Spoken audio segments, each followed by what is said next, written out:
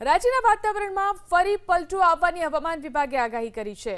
બે upper air cyclonic circulation અને western disturbance સક્રિય થતા ભર ઉનાળે 2 દિવસ કમોસમી વરસાદ વરસી શકે છે।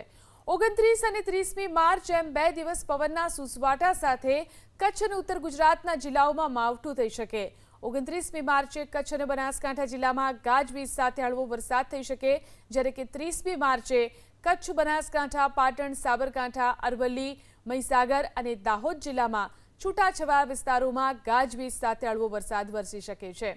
તો આ 2 દિવસ 30 થી 40 કિલોમીટર પ્રતિ કલાકની ઝડપે પવન ફૂંકાવાની પણ આગાહી કરવામાં આવી છે, જેથી 29 અને 30મી માર્ચ એમ 2 દિવસ માછીમારોને દરિયો ન ખેડવા માટે સૂચના અપાઈ છે। દરિયાકાંઠાના વિસ્તારોમાં ઉત્તર પશ્ચિમથી ઉત્તર દિશા તરફ પવન ફૂંકાઈ શકે છે।